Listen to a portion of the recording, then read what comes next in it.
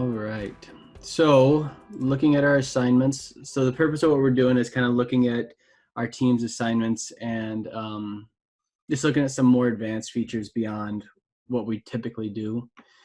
So I'm going to go ahead and go to the assignments and I'm going to work through creating one. And then I want to show you on the student side what that looks like. And then on the teacher side, just so you guys get a feel of what your students see when they get an assignment from you. So under my assignments, I know we went over in the videos I made that when we create an assignment, we have three options. We can either do from existing, quiz, or assignment. The from existing, again, allows you to reuse any assignment you created in any of your classes. So that's why I know I've talked before about this idea of creating a master team. And what that'll do is from year to year, then you could go back and pull an assignment you assigned 2 years ago and just use it for your kids for the upcoming year. So you can reuse those assignments that you build. The problem with building it through, like, say, your 1-2 block or period 4 is that at the end of the year, we archive all those classes. So you won't have access to them. So you won't be able to reuse the stuff you have in there. So that's why I really like this master class idea. It just stays with you and it doesn't go anywhere. So that's reusing assignments. Then the quizzes. Yep.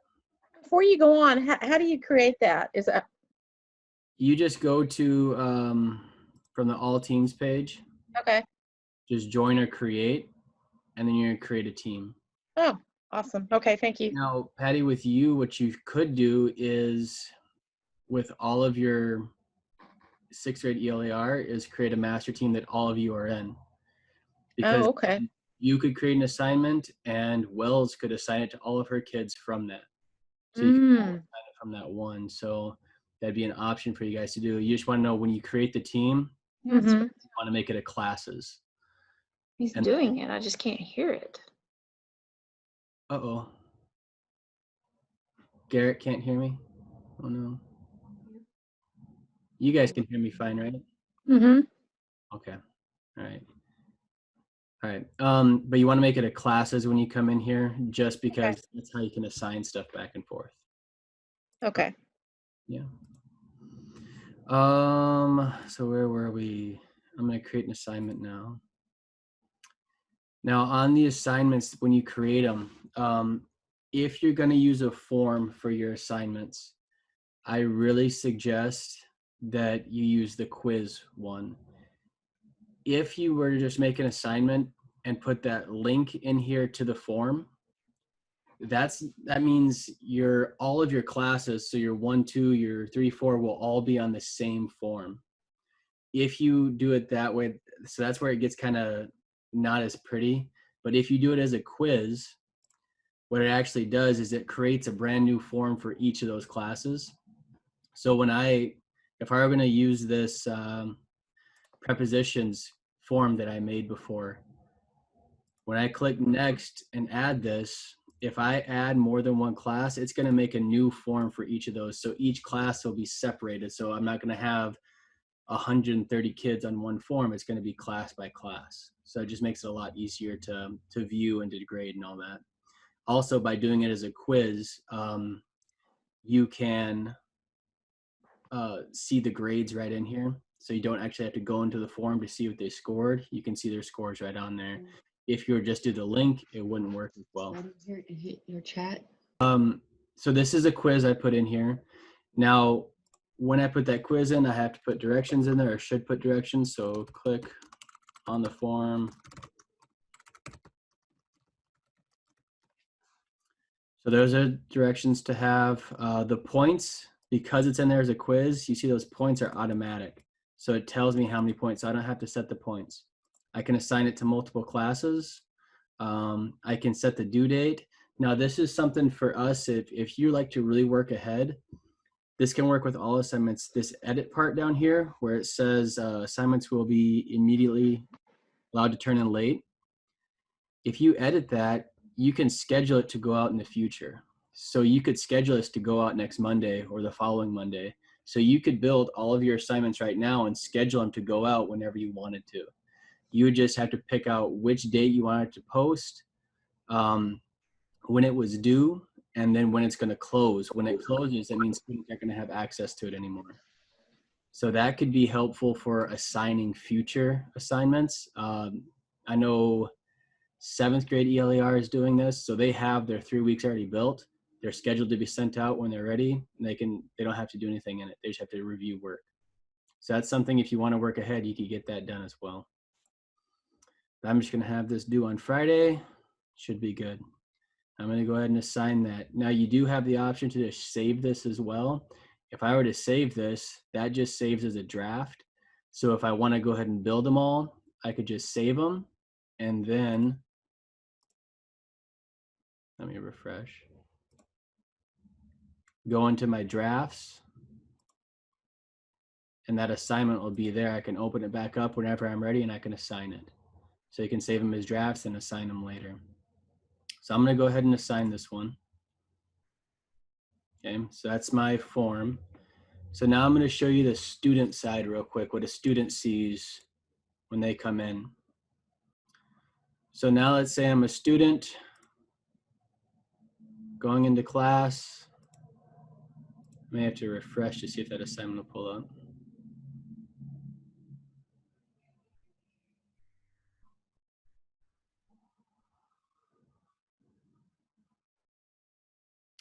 I'm going to go to my assignments. And there's that assigned one right there that we just sent out. So now a student, all they have to do is click on this. They can read the directions. If they have to have directions read aloud to them, there's Immersive Reader right up here. They can click on that. Week 5 assignment prepositions. And it'll read the assignment directions out loud to them. So if you have accommodations, you can tell your kids that. And I just sent out a video on that last night, I think, about the Immersive Reader and the text-to-speech. So that can be really helpful for some of your kids. So if I'm a student, I'm going to click on the form and complete it. So when a student clicks on this, it's going to open up right inside Teams here. Follow the directions, watch the video. This YouTube video is right in this form. Click to make sure they did it, and then complete the form. So this is a little quiz on prepositions. I'm going to get this last one wrong. And submit. So they submitted it. They can close. That tells them it's turned in. They can go back. They have the little check marks. Their assignment's done. So now we're going to go back to the teacher side to show you what that looks like on the teacher side now. So now let's pretend I'm the teacher of this class. I want to go in and review work. I'm going to go to my assignments. I can open up that one I want to look at. I can see right away that I have 1 of 7 turned in. So right now I have 1 turned in. I can see their score right away here. I could click here to give feedback or to see the feedback I've given. If I want to review that actual student work though, I click on their name. It'll show me the form they had. I could leave comments on these if I wanted to. If I wanted to leave a comment, I could tell them, remember,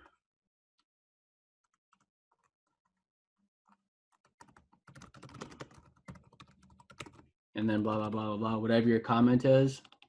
And then that would go back to them. Okay, so that's all I'd have to do for that one. I could close it. They would have their feedback provided to them. I'm good to go. Once I have everything graded that I want to have, if I click on that and hit return, that student's going to get that assignment back to them now. So now they'll be able to look at it and see their feedback. They won't be able to see it until you return it to them though.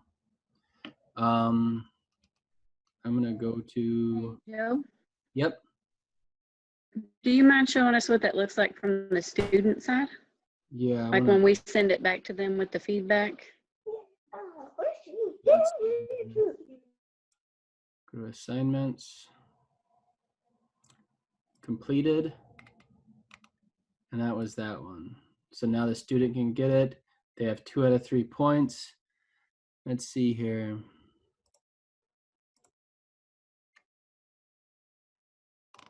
Now when they get it back, they can look right here. They have their feedback listed right there. So it's right on that form. Again, this is all under that quizzes part. If you share the link to it in some other form, you're not going to have all of these features. That's where that quizzes is really helpful for a lot of this. So this is what a kid would see when they get it back. So yeah, they can see all that. You can see it was returned to them. They're good to go. Now again, with quizzes, they do not have the option to turn it in again. With other assignments, they can resubmit it. But with quizzes, it's a one shot. So if you wanted them to redo the quiz, you'd have to send them a new link to the form and they'd have to refill it out. So, or just make a new assignment and just assign it to that one kid or however many kids you had to. So that's our student side. Okay. All right. So that's the quizzes again. Again, anytime you use a form, I would suggest using that. It makes it just a lot easier to keep track of and work with. All right, so now I'm gonna go to an assignment. I'm gonna work on, I'm gonna show you how to just build a normal assignment that doesn't involve a Microsoft form. So I'm gonna go to create new. I'm gonna give this a title, and this one's gonna be, I think we're gonna do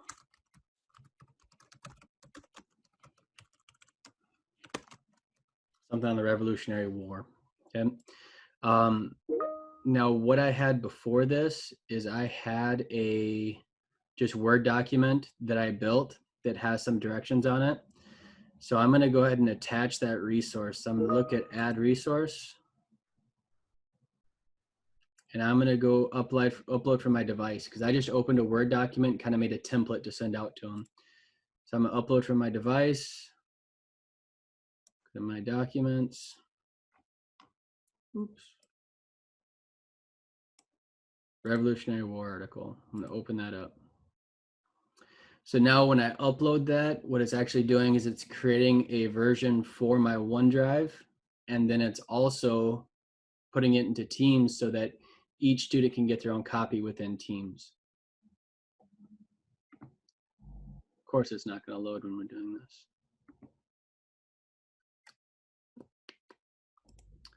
Okay, I'm going to try that again real quick. See if I can speed it up.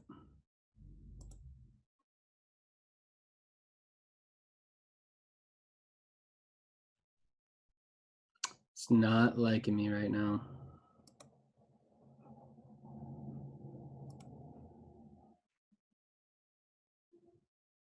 There we go. Uploaded, good.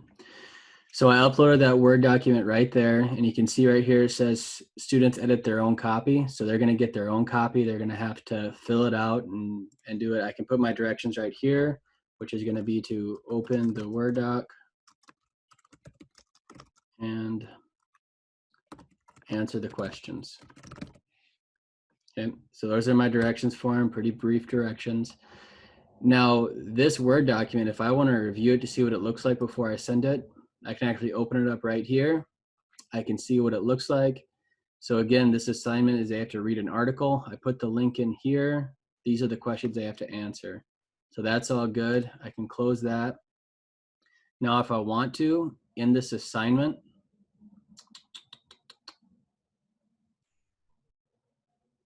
I can actually put the link to that article in here too. So let's say I have this article pulled up here. This is the article I want them to read. When I go to add resources, I'm going to go to a link.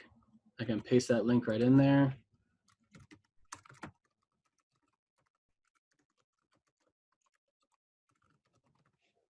Give it a title and attach it. So now they have the link to that article right there too. So they can click on that link, review it, open the Word document, answer it. I can assign points. Again, figure out what classes I want it to go to. I can choose whichever classes I want. Try to look for my sample too. There it is. Okay. Change the due dates. Again, we have that edit feature. So if I want this to actually go out next Monday, I can schedule for a future and then select next Monday and it'll go out to them. So that's where, again, just a reminder, I know Dustin, you just joined us. You can schedule these you can get all of your assignments done for the month and have them scheduled to go out every Monday. Or if you don't want to overwhelm your kids and you want to send stuff out on Monday and then some out on Wednesday, just to kind of lighten the load, you could do that. You should be good to go. That is good to go. I can assign it. Now I'm going to show you again what that looks like from the student side. So it's assigned in right here. I'm going to go back to my student view. Go to my assignments, see if it uploaded that fast. It's still thinking. There it goes. Go to my assignments. Here's that Revolutionary War. I can click it, read my directions. There they are. Now watch this. I'm going to go ahead and do this. If I hit turn in accidentally, oops, didn't mean to do that. They can just click undo turn in and they'll get it back. So if you have a student that turned it in, they're like, oh, I need to get it back. They just tell them just to click undo turn in, they'll get it right back. So they can click on the link. It's going to bring them right to wherever they need to go. They can read the article, click on the Word document. Now this was the update that came out this past week actually. They can't edit right in here anymore. So in order to edit this, they're going to have to go to these 3 dots and do open in browser. And that's just going to bring them to the browser version of Word. So now in here, they can click on it. They can answer their questions.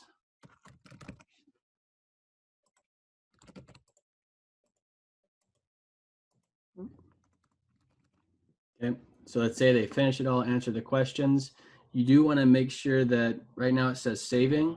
You want to make sure that turns to saved. Once it's saved, everything's good to go. So now they can close that. I have that stuff in the way. It won't let me close it. You can close it, go back, close that. Now let's say they, they're ready to turn in, but they just want to double check. If they click and open it back up, they can see the changes that were made. There's my answers. I'm good to go. Close it. Everything's good. Turn in. So now that assignment's been turned in, they are fine. So that's the student side. Now back to the teacher side to see what that looks like. Go to assignments. You see Revolutionary War, 1 of 7 turned in. Click to open it up. You can see this is the only one I have turned in so far. I could click on that student and I can see exactly what they have here. So I can read their work. Here's where you leave in feedback. Hopefully it'll be more personalized than that. You can give them their points if they have points on it. Now points, don't get confused. I don't know. A lot of people say, well, I can't give points because those are grades. Not necessarily. Points are a form of feedback too. So if you want to say that, okay, you got 8 points, that's fine. Or you can just give them all 100%. It's just having points on there. Some people want to have it, some people don't. It's completely up to you. It's just none of this is going to go in our grade book. So I can return that. And that student will get their work back. So now you do have the option, if you had multiple students, you could just click through and review each one and keep going. So you don't have to go back and forth. You just have to click through, enter the stuff and keep going. You do have the option, if it says viewed right here and they're actually working on it, when you click to open it up, you're going to see the live version of whatever they're working on. So if you catch them as they're working on it, you can actually interact with them as they're working on it. So that one was returned. You can see it's in the graded column now. So that's returned to them. So go back to my student. I want to go back and now I want to see my feedback from the teacher on that assignment. If I look under completed, Revolutionary War, you can see here, there's my feedback, there's my score. I'm good to go. Now they also have the option, they could open this back up, edit it, and turn it in again. So if you have a student that didn't do a great job, you could say, I need you to edit this, fix it, and then turn it in again. You're going to get that back to you. So you're going to be able to, when they turn it in again, and you go back to yours, you're going to have the option to regrade that when it pulls up. Is there any way to have them, like, to be able to regrade a quiz or a form that you assign them, or is it just once they submit it, there's no corrections? Once they submit it, it's in. Okay, gotcha. But what you can do is when you make the form, if you allow for multiple submissions, then you can just send them that link back. In their feedback, you could just say, here's the link. I want you to study and redo this. Click the link, open it up. Then they'd be able to resubmit that form. So that's a way for them to redo the work, but it just wouldn't replace what they had. Do you know how do you know if the form allows resubmissions or not? So on the form, say we open it up, under the settings, where it says 1 response per person, I could get rid of that, and now they can enter as many times as they need to. So you do want to make sure you go to the form for that class though, because if you do it as a quiz, remember it's creating a brand new form for each class. So you're going to want to go into whatever assignment that was. So let's say it was this one. I'm going to want to go to this and find this form so that I can open it and find that one. It's just, yeah, because you see it says sample class on there, it created a brand new form for sample class. Now, theoretically, see if I refresh that.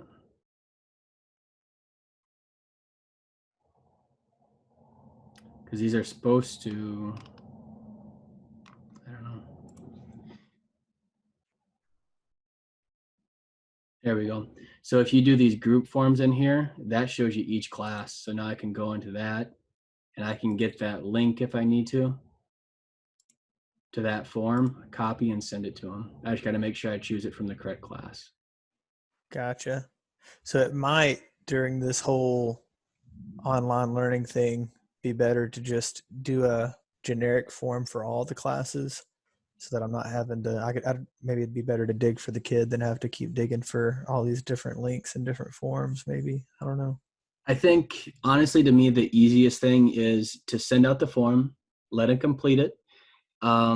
If they get to a point where they need to redo it, you can assign that to just those kids. So you can assign a new form to them and they could redo it. So when you create your assignment, so I'm just going to go ahead and edit that. I can't edit that.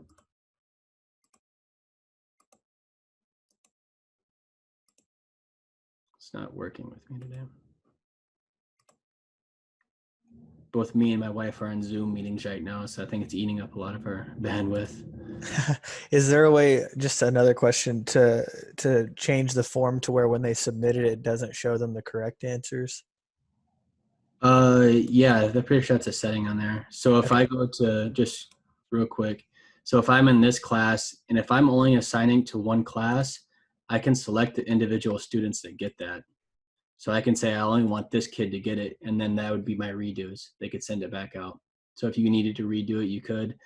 I think the best thing in the time we're in right now is just to give them feedback and not have them redo it unless they absolutely want to.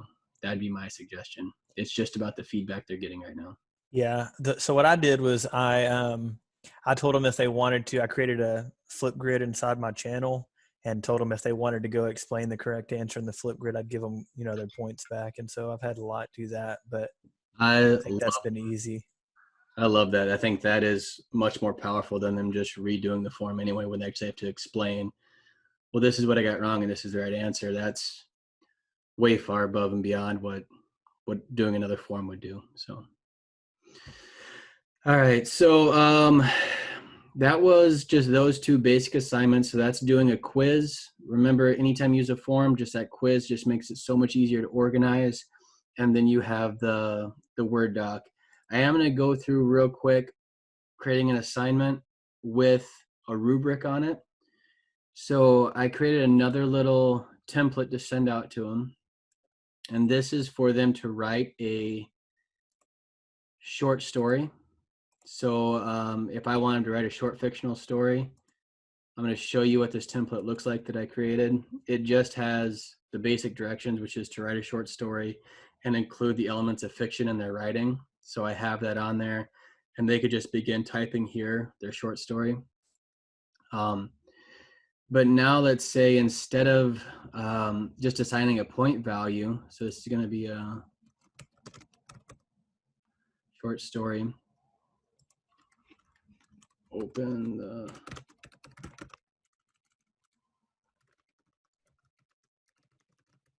okay. Instead of doing a points, I can actually add a rubric here. So if I want to make a rubric for this real quick, you can reuse your rubric. So if you come up with a short story rubric that you want to use for all of your classes and you want to use it multiple times, you could reuse that for different ones. We're going to go ahead and create a new one. And this will be for our short fiction story. Could have a description in there. Points, you could have on if you wanted to, or off. It's up to you. If we're not doing grades, it's just about feedback. We can just have this based on whatever category we have. So now as far as the description, we could say, oh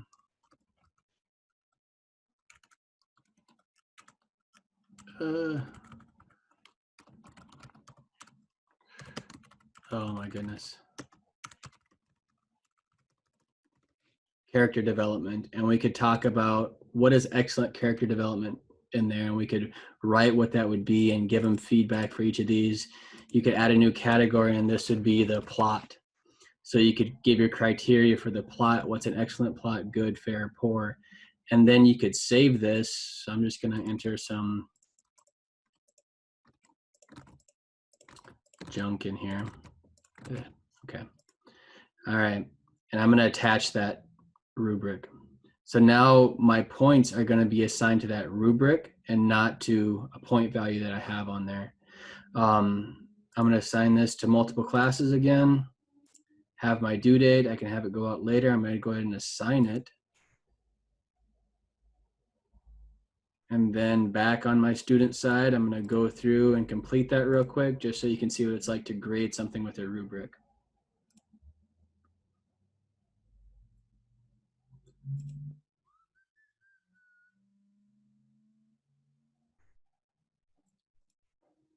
It's not loading. It'll get there. There we go. Short story, due tomorrow. So they have to open the document. The students can view the rubric right here, so they can see exactly what they're going to be graded on if they need to. They open it up. They go to the three dots. They click edit in browser, open in browser. They write their short story down here with everything they need. Once it says saved, they're good to go ahead and close that. Back here, they can turn it in. They've written their short story, turn in. Now, back on teacher side. As a teacher, I want to look at this real quick.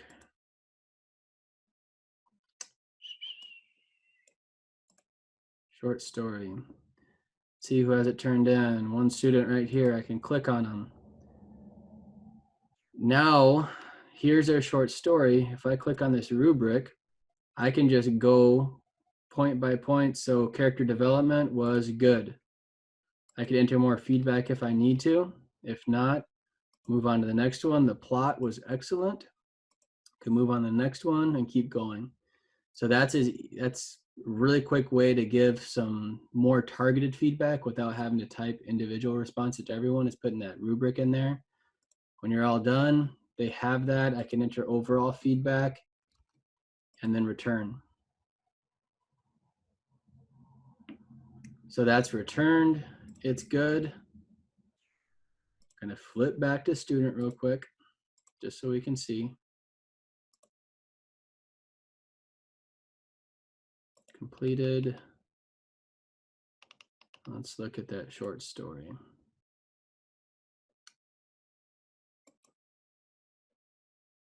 Here we go. They can see exactly what they had on the rubric, where it scored. They could look at their points. If there's feedback, it's there. They're good to go. If they had to redo it, they could edit it, turn it in again, and have that. So that rubric thing, just like with everything else, it takes some time to set that up initially, but it could, like you said, you can reuse those. So if I go through and create a new assignment, I can find that rubric and reuse it on whatever assignments I want to use it on. So if there's a common theme, you could just attach that, push it back out again. You can reuse that rubric over and over again. So that could be helpful for something that, I don't know, let's say like reading, if you're doing like reading logs, you could have a rubric for their reading log ready, and you could just select what they got and send it back to them. So that could be a way to grade those real fast. All right, let's see here. We did rubrics, we talked about the forms. Let's see, something else in here. Under the resources, we kind of talked about how you can put links in there, create brand new files. Anything from your OneDrive you can put in there. It's really limitless, the stuff you can have in there.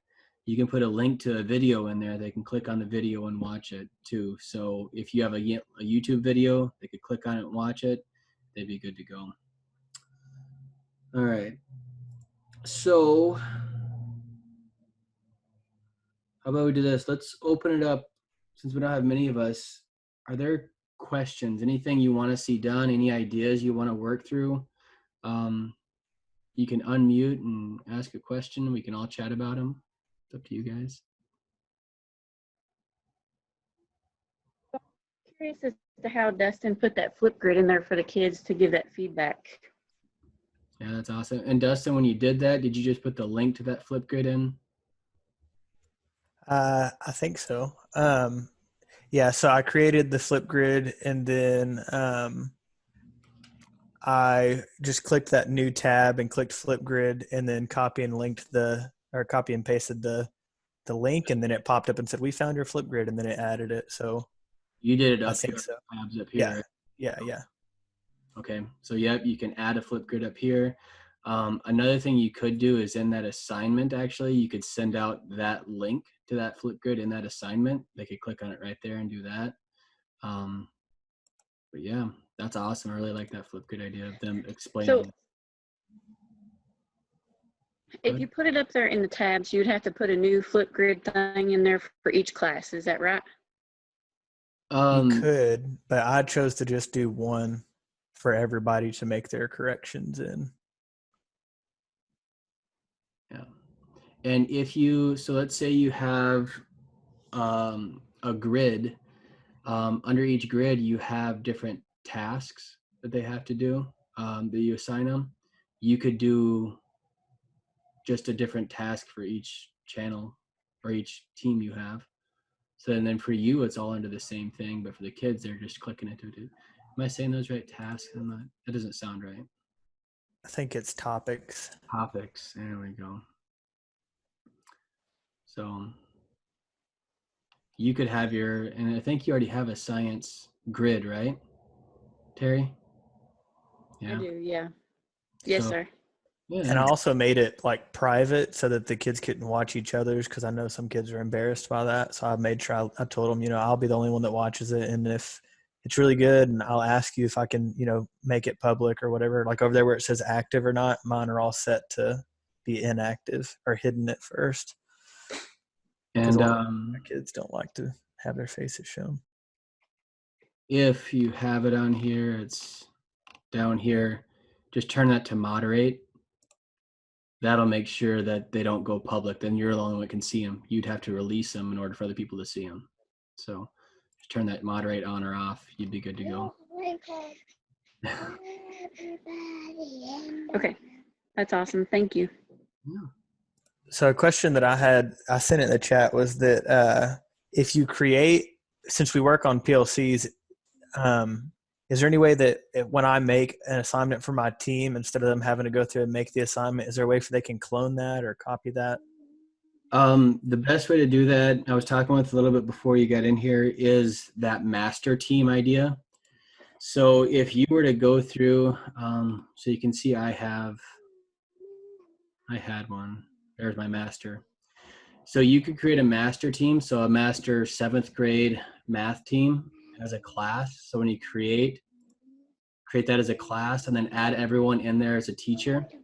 And then when you create that assignment, that master class, they could actually go in and you copy that assignment and assign it to their kids from there. So they would be able to use it once you create it in that master that all of you are in together. That is perfect. Awesome. You can't do it through the PLC one though, because that's not set up as a class. So that's the drawback of that one. Yeah, I think for some reason we had accidentally already created, because we've got two. We've got one in the PLC teams, and then we've got a separate 7th grade math. Yeah. As long as just make sure it's set up as a class. If it's not, you have to create a new one and set it up as a class. Okay. Yeah. What else? Any other questions on assignments or ideas or things you want to try and go through? Or any kind of hints for other people or ideas for other people?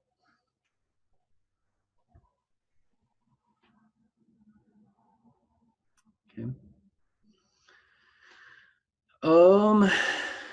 Do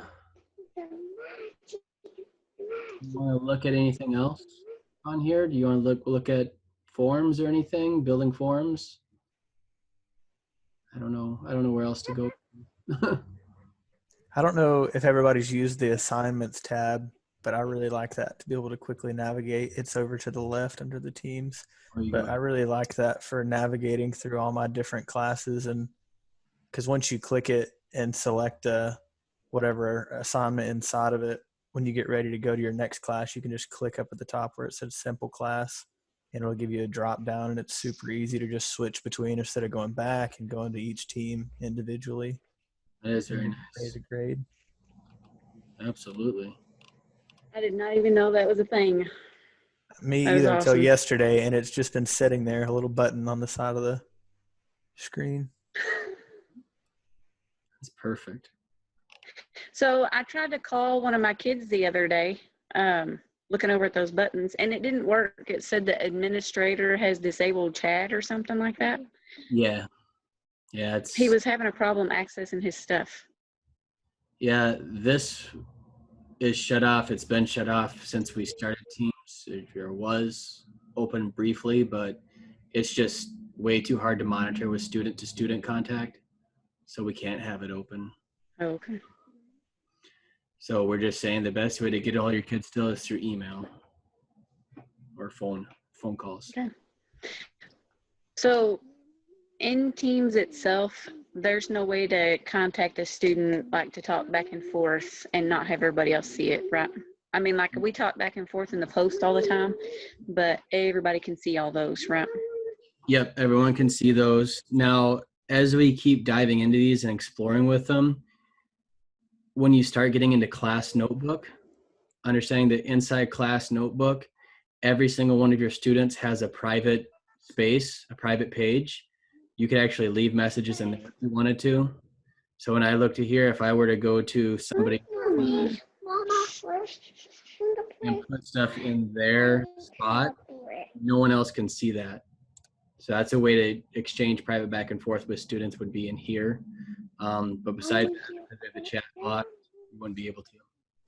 Yeah, another thing I started doing, Miss McCoy, is in the general feed and under the posts, if I've got kids that are really active in Teams but they're not checking their emails, you can actually, where it says to type @ to mention them, I'll mention them, and then I'll put, check your email. And I might even, for some of my kids, they struggle getting to Outlook, and so I'll maybe even post a link or something that'll take them to Outlook so that they can get there, and then it pops up in notifications in Teams that they were mentioned, so it gets them to look at it. And I do know we just opened up the ability to, if you create a meeting in here and you type the student's name in, like we opened up so that the kids would get emails from this now.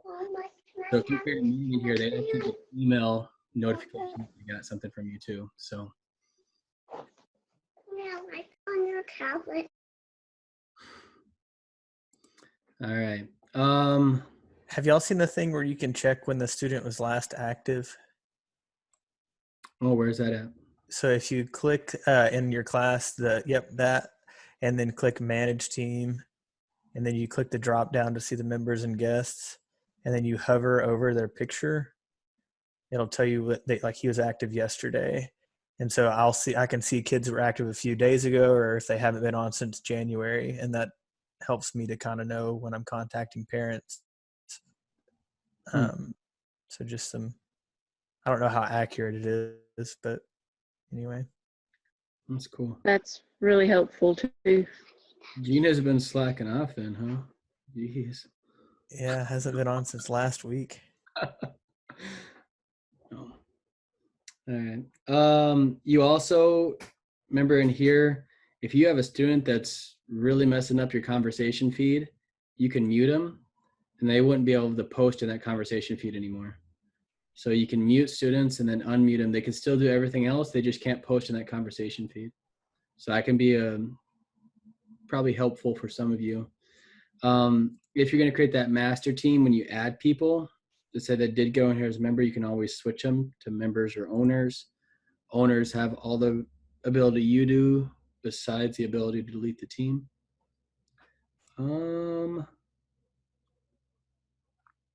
Yeah. So I'm thinking this private chat. You know, Terry, what you could do is, it may be kind of cumbersome, but now we have the ability to do private channels. You could set up a private channel and then just add and remove students from that channel as you want to chat with them. Or you could set up a channel for each kid if you wanted to. That'd be a lot of setting up, but if there's something you needed to do, I mean, that's a way to get a private chat, then only that student can get in there. You have to add who you want to be in that channel. So that's a possibility. It's just kind of cumbersome. Yeah. All right. Anything else you guys have? I have another cool little tip. Yes. This only works if you have Outlook open, the desktop version, which I've decided I'm never going to go away from again because it's super cool. But I don't know. Do you have the desktop version? I have the app. Is it not? Oh, okay. You use? No, I think this is still the Windows downloaded desktop version from the when you go to. Yeah. Well, if you don't mind, can I share my screen real quick and then show everybody what I found? So when you're on the desktop version, and it may have something similar to this in the online version that Joe can tell us about, but you can, when you go to type in a new email, you can click address book. And then when I have Skyward open, if I wanted to contact a kid's parent, you can just start typing their name like here, and then it actually has the parents in this address book. So you don't have to go and copy and paste and all that stuff. You can just start half typing their name and then just double click it. And also you don't have to look up the student's emails. Like everything is in the address book ready to go for you, which I thought was super, super helpful. And it also, I don't know, I just thought the way that this functions was a little bit easier. So yeah, that's good. Do with it what you will. I never use those. Yeah, I was trying to, so every Friday I've been going through and emailing each student and CCing their parents when they haven't been turning in any work, which has gotten really good responses because the parents were like, I had no clue or whatever. And so being able to just quickly type in their name from Skyward was a huge help. Good. Good. Yeah. Anything else anybody has? Or any questions? No?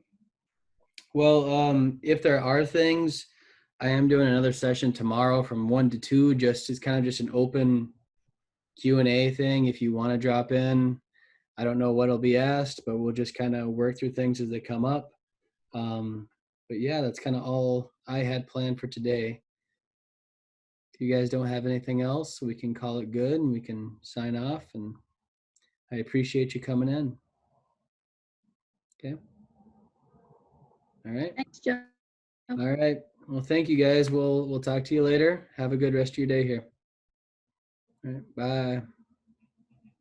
Bye. Back in the meeting.